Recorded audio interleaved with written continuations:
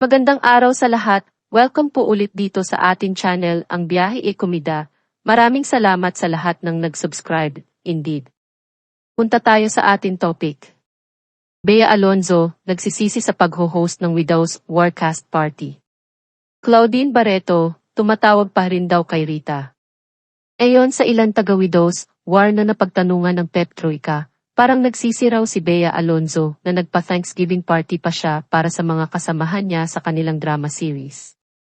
Dahil iyon sa nangyaring gulo kina Archie Alemania at Rita Daniela na umabot pa sa demandahan. Masaya lang daw kasi ang samahan nila at naging close na talaga silang lahat, like naisipan ni Bea na mag-host ng party para sa kanilang lahat. Ang huling party pa raw na ginawa ni Bea ay noong pre-pandemic pa at wala pa siya noon sa GMA7. Sabi ng ilan pang napagantungan namin, lasing na raw talaga si Archie at siguro nag-init siya nang dumating si Rita na napaka-sexy raw ng suot ng gabing iyon.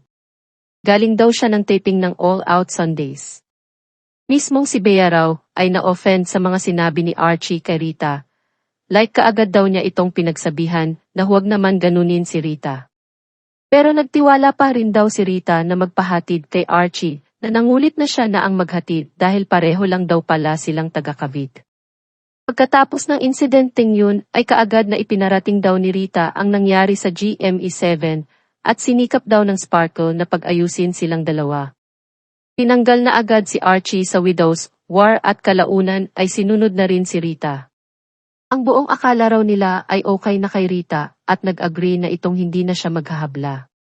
Like nagulat na lang daw ang mga taga-Sparkle nang nag-file na ito ng complaint sa Bacoor Prosecutor's Office.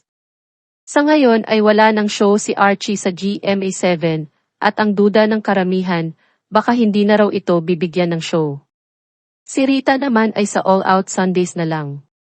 Pero wala pang nakaalam kung mabibigyan pa ba siya ng isa pang programa pagkatapos siyang nawala sa Widow's War.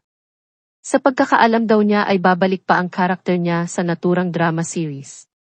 Like lang, hindi na pala extended itong Widow's War at malapit nang matapos ang taping nito.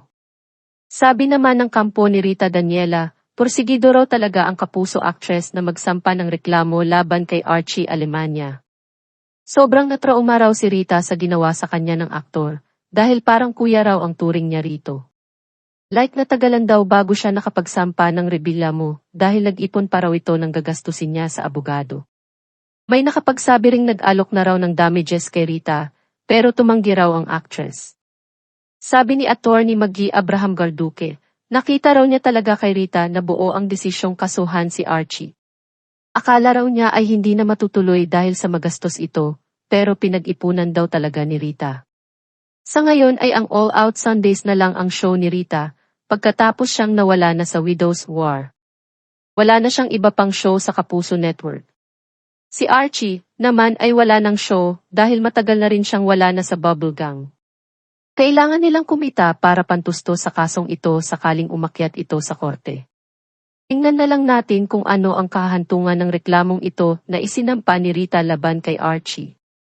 Samantala, napag-alaman na rin ng Pep Troika na tumatawag pa pala si Claudine Barreto kay Rita Daniela, pero hindi na ito sinasagot ni Rita.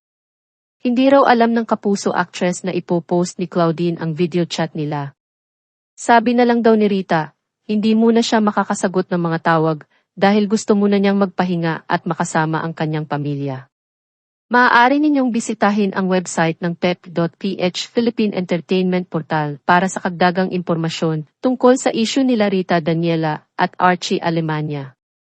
At yan ang atin latest showbiz chika update for today. Huwag kalimutan mag-subscribe, click the notification bell for more showbiz chika updates, like and share the video at suportahan po ang atin Facebook page. Maraming salamat sa lahat ng nag-subscribe, indeed. Magandang buhay sa lahat, paalam. I don't ever slow up, no I don't take shit. I got no love for the fakeness. If you wanna play tough and wanna hate this, I'll always show up. I don't ever slow up, no I don't take shit. I got no